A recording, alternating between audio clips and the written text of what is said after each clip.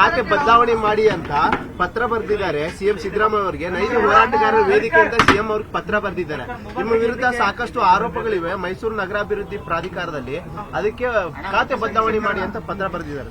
ಒಂದು ದೂರು ನನ್ನ ಮೇಲೆ ಏನಿಲ್ಲ, ಮೂಢ ಹಗರಣ ಆಗಿದ್ದು ಕೇಸು ಹಾಕಿದ್ದು ತಂದೆಯವ್ರ ಮೇಲೆ, ನನ್ನ ತಾಯಿಯವ್ರ ಮೇಲೆ ಮತ್ತೆ ನಮ್ಮ ಕುಟುಂಬದವ್ರ ಮೇಲೆ ಹಾಕಿದ್ರು. ಆದರೆ ಈಗಾಗಲೇ ಅದಕ್ಕೆ ಏನು ತನಿಖೆ ನಡಿಬೇಕಾಗಿತ್ತು ಲೋಕಾಯುಕ್ತದವರಿಂದ, ಆ ತನಿಖೆ ನಡೆದು ಅವರಿಗಾಗಲೇ ವರದಿಯನ್ನು ಕೊಟ್ಟಿದ್ದಾರೆ. ಜನಪ್ರತಿನಿಧಿ ಕೋರ್ಟಲ್ಲಿ ಅದನ್ನು ಅಕ್ಸೆಪ್ಟ್ ಕೂಡ ಮಾಡ್ಕೊಂಡಾಗಿದೆ, ಬೀಪ್ ರಿಪೋರ್ಟು ಆಗಿದೆ. ಸೊ ಹಾಗಾಗಿ ತನಿಖೆ ಎಲ್ಲ ಮುಗ್ದಿರೋದ್ರಿಂದ ಯಾವುದೇ ಕಾನ್ಫ್ಲಿಕ್ಟ್ ಆಫ್ ಇಂಟ್ರೆಸ್ಟ್ ಇದ್ರೊಳಗೆ ಇರೋದಿಲ್ಲ. ಮತ್ತೆ ತನಿಖೆ ಮುಗಿದು ಲೋಕಾಯುಕ್ತ ವರದಿ ಆದರೂ ಕೂಡ ಈಗ ಮತ್ತೆ ಅವರು ಮೇಲ್ಗಡೆ ಅಪೀಲ್ಗೆ ಹೋಗಿದ್ದಾರೆ. ಸೊ ತನಿಖೆ ಮುಗ್ದಿದ್ರಿಂದ ನಾವು ಯಾವುದೇ ಹಸ್ತಕ್ಷೇಪ ಮಾಡುವಂತಹ ಪ್ರಸಂಗನೂ ಇರೋದಿಲ್ಲ. ಸೊ ಹಾಗಾಗಿ ಕಾನ್ಫ್ಲಿಕ್ಟ್ ಟೆಸ್ಟ್ ಇಂಟ್ರೆಸ್ಟ್ ಎಲ್ಲ ಚೇಂಜ್ ಮಾಡೋ ಅಗತ್ಯ ಇಲ್ಲ ಅಂತ ನನ್ನ ಭಾವನೆ. ರಾಜಕೀಯ ದುರುದ್ದೇಶ ಏನಾದ್ರು ಕೂಡಿದೆಯಾ ಅಥವಾ ಟಾರ್ಗೆಟ್ ಏನಾದ್ರು ಮಾಡ್ತಾ ಇದ್ದಾರೆ ಸರ್ ಯತೀಂದ್ರ ಅವರು? ಸಾರ್ವಜನಿಕ ಜೀವನದ ಮೇಲೆ ಹಾಗೆ ಎಲ್ಲರೂ ಕೂಡ ಹಲವಾರು ಕಡೆಯಿಂದ ಟೀಕೆ ಬರುತ್ತೆ. ಸೊ ಎಲ್ಲಾನು ಎದುರಿಸಬೇಕು. ಸರ್, ಅವಾಗ ತಂದೆಯವ್ರ ಮೇಲೆ ಆರೋಪ ಇತ್ತು, ಅದನ್ನ ಕೋರ್ಟ್ ಇದು ಮಾಡಿತ್ತು. ಇವಾಗ ನಿಮ್ಮ ಮೇಲೆ ಇಷ್ಟೊಂದು ಆರೋಪ ಮಾಡ್ತಾ ಇರೋದು ನನ್ನ ಮೇಲೆ ಯಾವ ಆರೋಪ ಮಾಡಿದ್ದಾರೆ? ಖಾತೆ ಬದಲಾವಣೆ ಮಾಡಿ ಅವರು ಆರೋಪ ಮಾಡ್ತಿರೋದು ನನ್ನ ಮೇಲಲ್ಲ, ಹಿಂದೆ ತಂದೆಯವ್ರ ಮೇಲೆ ಆರೋಪ ಬಂದಿರೋದಕ್ಕೆ ಕಾನ್ಫ್ಲಿಕ್ಟ್ ಇಂಟ್ರೆಸ್ಟ್ ಆಗುತ್ತೆ. ಸೊ ಹಾಗಾಗಿ ಚೇಂಜ್ ಮಾಡಿ ಅಂತ ಕೇಳಿದ್ರು. ಬಟ್ ನಾನು ಈಗಾಗಲೇ ಹೇಳಿದಾಗಲೇ ತನಿಖೆ ಮುಗಿದಿದೆ. ತನಿಖೆ ಮೇಲೆ ನಾವು ಹಸ್ತಕ್ಷೇಪ ಮಾಡೋದಾಗ್ಲಿ, ಇನ್ಫ್ಲೂಯೆನ್ಸ್ ಮಾಡೋದಾಗ್ಲಿ, ಪ್ರಭಾವ ಬೀರೋದಾಗ್ಲಿ ಪ್ರಸಂಗನೇ ಬರೋದಿಲ್ಲ. ಸೊ ಹಾಗಾಗಿ ಯಾವುದೇ ಕಾನ್ಫ್ಲಿಕ್ಟ್ ಆಫ್ ಇಂಟ್ರೆಸ್ಟ್ ಇಲ್ಲ. ಹಾಗಾಗಿ ಖಾತೆ ಬದಲಾವಣೆ ಮಾಡೋ ಅಗತ್ಯ ಇಲ್ಲ ಅಂತ ನನಗೆ ಅನ್ಸುತ್ತೆ. ಈಗ ಸಂಪುಟ ವಿಸ್ತರಣೆ ಯಾವಾಗ ಇದಾಗಬಹುದು? ಸೆಕೆಂಡ್ ಸಂಪುಟ ವಿಸ್ತರಣೆ ಹೈಕಮಾಂಡ್ ಅವರು ಯಾವಾಗ ಕರೆದು ನಾವು ನಮ್ಮ ವರಿಷ್ಠರ ಜೊತೆ ಚರ್ಚೆ ಮಾಡಿ ತೀರ್ಮಾನ ಮಾಡಬೇಕು. ಸೊ ಹಾಗಾಗಿ ಅವ್ರು ಯಾವಾಗ ಕರೀತಾರೆ ಆವಾಗ ಆಗುತ್ತೆ. ಬಹುಶಃ ಈ ತಿಂಗಳೊಳಗೆ ಆಗುತ್ತೆ ಅಂತ ಹೇಳಿ ನಾನು ಅನ್ಕೊಂಡಿದ್ದೀನಿ. ತಾವೇನಾದ್ರೂ ಹೆಚ್ಚುವರಿ ಖಾತೆ ಅಥವಾ ಖಾತೆ ಬದಲಾವಣೆ ಏನು ನಿರೀಕ್ಷೆ ಮಾಡಿಲ್ಲ. ಸೊ ಹೈಕಮಾಂಡ್ ಅವರು ಏನು ತೀರ್ಮಾನ ಮಾಡಿರೋದು ಅದಕ್ಕೆ ಬದ್ಧವಾಗಿರ್ತೀವಿ.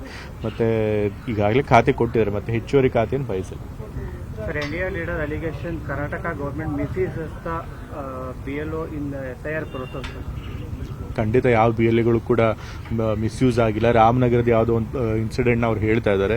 ಬಟ್ ಅಲ್ಲಿ ನೋಡಿದಾಗ ನಿಮಗೆ ಗೊತ್ತಾಗುತ್ತೆ, ಅಲ್ಲಿ ಎಷ್ಟೋ ಜನ ಪಾಪ ಹೊರಗಡೆ ಇದ್ದವರು, ಅವರು ರಾಮನಗರದಿಂದ ಹೊರಗಡೆ ಕೆಲಸ ಮಾಡ್ತಿದ್ದವರು ಇವಾಗ ಅಲ್ಲಿಗೆ ಬಂದಿದ್ದಾರೆ. ಅವ್ರಿಗೆ ಮಾಹಿತಿಗಳನ್ನು ಕೊಡಬೇಕು ಅಂತ ಹೇಳಿ ಅವ್ರನ್ನ ಒಂದು ಕಡೆ ಸ್ಕೂಲಲ್ಲೋ ಎಲ್ಲ ಸ್ಕೂಲ್ ಪಕ್ಕದಲ್ಲಿ ಒಂದು ಸಮುದಾಯ ಭವನದಲ್ಲಿ ಸೇರಿಸಿದ್ದಾರೆ.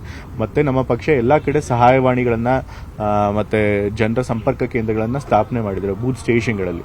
ಸೊ ಅಲ್ಲೆಲ್ಲ ಕೂಡ ಮತದಾರರಿಗೆ ನಾವು ಮಾಹಿತಿ ಕೊಡ್ತೀವಿ, ಎನ್ಯೂಮರೇಷನ್ ಫಾರ್ಮ್ನ ಹಿಂಗೆ ಫಿಲ್ ಮಾಡಬೇಕು ಅಂತ ಹೇಳ್ತೀವಿ. BLOಗಳಿಗೂ ಕೂಡ ನಾವು ಸಹಾಯ ಮಾಡ್ತೀವಿ. ಸೊ ಅದನ್ನೇ ಅವರು ಮಿಸ್ಯೂಸ್ ಅಂತ ಹೇಳಿ ಅದನ್ನ ತಿರ್ಸ್ತಾ ಇದ್ದಾರೆ. ಸರ್, ಇವತ್ತು ಕುಮಾರಸ್ವಾಮಿ ಪ್ರಹ್ಲಾದ್ ಜೋಶಿ ಎಲ್ಲ ಎಲೆಕ್ಷನ್ ಕಮಿಷನ್ ದೂರು ಕೊಡ್ತಾ ಇದ್ದಾರೆ ಸರ್. ವೈಜ್ಞಾನಿಕವಾಗಿ ನಡೆದಿದೆ ಈ SIR ಪ್ರಕ್ರಿಯೆ, ಇದನ್ನು ರದ್ದು ಮಾಡಿ. ಬೇರೆ ಕಡೆ ಎಲ್ಲ ಕೂಡ ಎಲೆಕ್ಷನ್ ಕಮಿಷನ್ ನಡೆಸೋದು, ಇಲ್ಲೂ ಕೂಡ ಎಲೆಕ್ಷನ್ ಕಮಿಷನ್ ನಡೆಸ್ತಾ ಇರೋದು. ಸೊ ಎಲೆಕ್ಷನ್ ಕಮಿಷನರ್ ನೇರವಾಗಿ ಸೂಪರ್ವೈಸ್ ಮಾಡ್ತಿರೋದ್ರಿಂದ ಯಾವುದೇ ರೀತಿ ಅವ್ಯವಹಾರ ಮಾಡಕ್ಕೆ ಸಾಧ್ಯ ಇಲ್ಲ. ಮತ್ತೆ BLOಗಳಿಗೆ ಮತ್ತೆ ನಮ್ಮ ವೋಟರ್ಸ್ಗಳಿಗೆ BLA 2ಗಳು ಏನು ನಮ್ಮ ಪಕ್ಷದ BLA 2ಗಳು ಹೆಲ್ಪ್ ಮಾಡೋ ಪ್ರಯತ್ನ ಮಾಡ್ತಾರೆ. ಇವರು ನಾವು ಅದನ್ನ ಇನ್ಫ್ಲೂಯೆನ್ಸ್ ಮಾಡ್ತಿದ್ದೀವಿ, ಮ್ಯಾನಿಪುಲೇಟ್ ಮಾಡ್ತಿದ್ದೀವಿ ಅಂತ ಹೇಳಿ ಸುಳ್ಳು ಹೇಳ್ತಿದ್ದಾರೆ ಅಷ್ಟೇ ಹೊರತು ಚುನಾವಣೆಯಲ್ಲಿ ಯಾವುದೇ ಅವ್ಯವಹಾರ ಆಗಿಲ್ಲ. ಹಾಗಾಗಿ ಅವರ ಆರೋಪದಲ್ಲಿ ಯಾವುದೂ ಹುರುಳಿಲ್ಲ.